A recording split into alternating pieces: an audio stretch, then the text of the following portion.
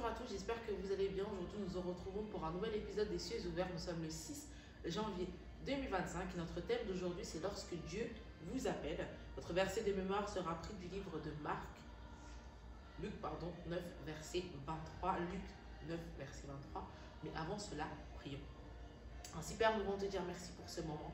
Nous plaçons ce moment entre tes saintes et divines mains de sorte à ce que tu puisses prendre le contrôle. À tes pieds, Seigneur, nous venons désirant apprendre et c'est pourquoi, Seigneur, touche notre cœur.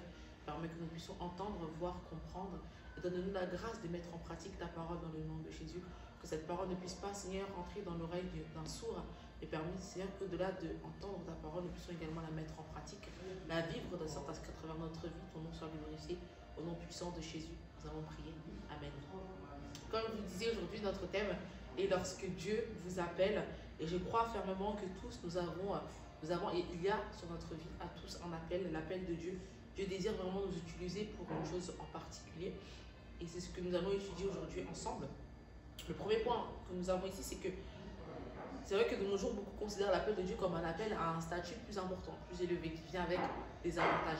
Certes, c'est le cas, mais ce n'est pas le but central finalement de cet appel-là. Dieu ne nous appelle pas pour des choses, que vous puissiez obtenir des choses matérielles, mais Dieu, il appelle, c'est tout simplement pour accomplir sa volonté ici-bas. Et même si Dieu récompense par l'affluence et la richesse, deux choses, bien sûr, deux avantages, ceux qui travaillent dur pour lui plaire, Dieu les récompense. Dieu les récompense, c'est une certitude. Mais après, encore une fois, il ne faut pas tomber dans le « je vais faire cela afin que Dieu puisse me donner cela ». Ce n'est pas, notre relation avec Dieu ne doit pas être transactionnelle. C'est-à-dire que vous ne devez pas faire en attendant au retour, bien que derrière, finalement, vous devez être conscient que forcément Dieu vous récompensera pour votre service, votre œuvre, mais cela ne doit pas être le motif principal du pourquoi vous le servez. On peut voir dans le livre de Matthieu 19, 16 à 24. Avant cela, je vais prendre le verset de mémoire dans le livre de Luc 9, 23, qui nous dit « Puis il dit à tous, si quelqu'un veut être mon disciple, qu'il renonce à lui-même, qu'il se charge chaque jour de sa croix et qu'il me suive. » C'est important de prendre ce verset-là parce que c'est une réalité aujourd'hui. Si vous voulez vraiment suivre l'Éternel, vous devez porter votre croix. Vous devez oublier tout ce qui vous concerne, oublier vos soucis quotidiens et vraiment le suivre entièrement, vous focalisant complètement sur lui et sur les œuvres de la croix. Dans Matthieu 19, 16 à 24, on peut voir qu'un homme riche qui avait pris soin d'obéir au commandement de Dieu s'est approché de Jésus et lui a dit « Seigneur, j'ai obéi à tous tes commandements et j'ai observé toute ta loi. Cependant, il me manque quelque chose. » Alors Jésus lui demanda « Que te manque-t-il » Et il répondit, Jésus ajouta « Si tu veux vraiment être parfait, va vendre ce que tu as, donne-les aux pauvres. » Et cette personne-là, cet homme-là, fut triste parce qu'il avait énormément. Et il ne se voyait pas donner ce qu'il avait peut-être bâti pendant plusieurs années aux pauvres. Alors que Jésus estimait que tout abandonner, finalement, c'était réellement être. Ou du moins, c'était le fait, lorsque vous abandonnez tout à Dieu, c'est à ce moment-là qu'on peut dire en effet que vous êtes chargé de votre croix. C'est à ce moment-là qu'on peut dire réellement vous suivez et vous servez Dieu. Et lorsque vous êtes prêt à faire cela pour Jésus, forcément, il vous récompensera par la suite. Lorsque Dieu vous appelle, le suivre doit être votre seul objectif. Et vous devez être prêt à abandonner tout ce qu'il vous demande, y compris votre vie. Et c'est une réalité. Et la Bible déclare également que ceux qui perdront leur vie l'auront, alors que ceux qui ne perdront pas leur vie, finalement, finiront par la perdre. Je paraphrase, mais l'idée c'est ça. C'est que vous devez vraiment être prêt à abandonner votre vie, donner votre vie à Christ. Parce qu'on parle de votre vie, c'est-à-dire vos soucis quotidiens, tout ce qui concerne votre vie. Vous devez être prêt à donner votre carrière à Dieu. Vous devez être prêt à arriver à ce stade où, quelle que soit la chose que Dieu vous demande de faire ou de lui donner, vous êtes prêt à le donner.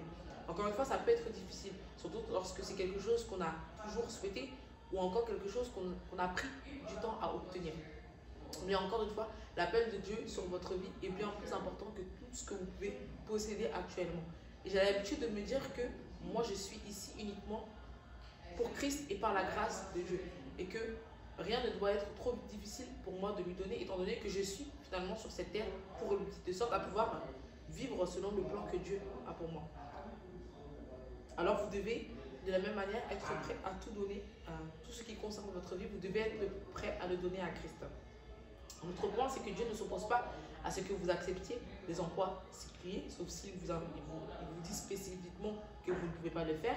Mais encore une fois, il faut que vous le considérez comme votre seule source d'inspiration. Votre priorité doit être Dieu.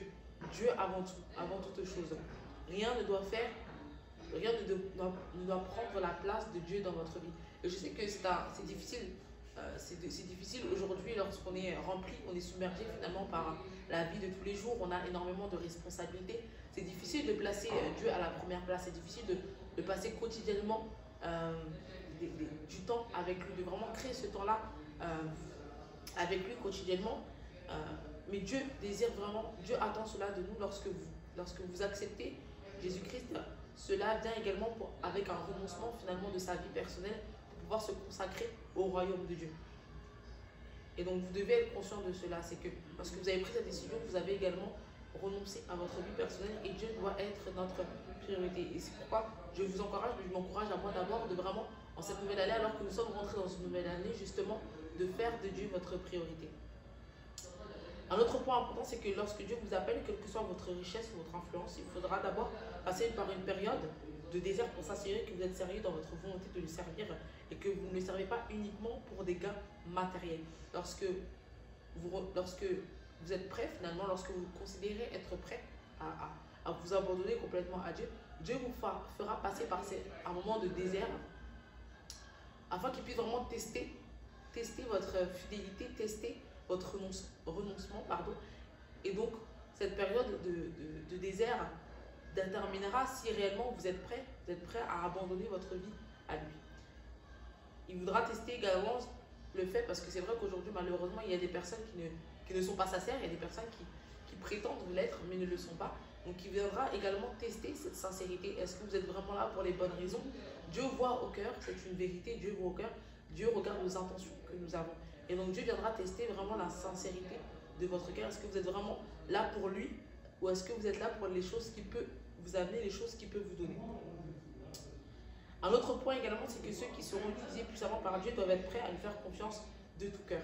On a tendance à douter, on a tendance parfois à douter de Dieu, de ce que Dieu peut faire, et donc, surtout lorsque nous n'avons pas toutes les pièces du puzzle, nous n'avons pas forcément toutes les informations devant nous, nous avons tendance à avoir peur, à douter de Dieu. Mais lorsque on parle de Dieu, lorsqu'on parle du fait que vous avez un appel finalement, lorsque Dieu vous appelle pour une chose en particulier, vous devez également lui faire confiance. Voilà, ça rentre également dans ce que vous devez être prêt à faire. Au-delà du renoncement, au-delà de lui donner votre vie, de vous abandonner complètement à lui, vous devez également lui faire confiance entièrement. Une chose est sûre, c'est que premièrement, Dieu ne vous trahira pas, Dieu ne vous décevra pas, et que les plans de Dieu vous concernant sont bons. Donc à partir du moment où vous savez que Dieu est à la tête, ou du moment où vous suivez ce que Dieu vous demande, les instructions que Dieu vous donne, à partir de ce moment-là, vous n'avez aucune inquiétude à avoir parce que, en fait, je pars du principe que lorsque Dieu est au contrôle, finalement, il n'y a aucune raison d'avoir peur, de craindre quoi que ce soit ou d'être effrayé parce que Dieu est au contrôle. Et je vais terminer par le point clé qui nous dit que ceux qui seront utilisés puissamment par Dieu doivent être prêts à lui faire confiance, comme je l'ai dit, de tout cœur. Être prêt à lui donner, être prêt à tout lui donner. Et ça résume un peu finalement le message d'aujourd'hui. Mais vous devez être prêt aujourd'hui à lui faire confiance. Vous devez être prêt aujourd'hui à faire de lui votre priorité. De la même manière que ce soit finalement dans cette société, que ce soit dans nos relations quotidiennes, on n'a rien sans rien. Et aujourd'hui, si vraiment vous êtes déterminé vraiment à faire ce que Dieu vous appelle à faire, Dieu certainement vous récompensera. Et ce sera pour votre bien. Ce sera pour votre bien, Dieu le verra. Et bien sûr, vos motifs, votre intention à l'égard de l'appel que vous recevez doivent être bonnes. Non pas dans le but d'obtenir quoi que ce soit de Dieu, mais de pouvoir attirer les bénédictions avec vous de par votre service. Aujourd'hui, malheureusement, beaucoup servent, mais n'obtiennent rien ou ne sont pas bénis. Pourquoi? Parce qu'ils ne le font pas avec un cœur sincère. Mais Dieu nous encourage aujourd'hui à de le faire sincèrement, à tout lui donner et certainement il vous bénira. J'espère que vous avez été bénis par cette parole. N'hésitez pas à laisser des commentaires, à partager également cela avec vos proches, vos amis. Que Dieu vous bénisse et à très vite.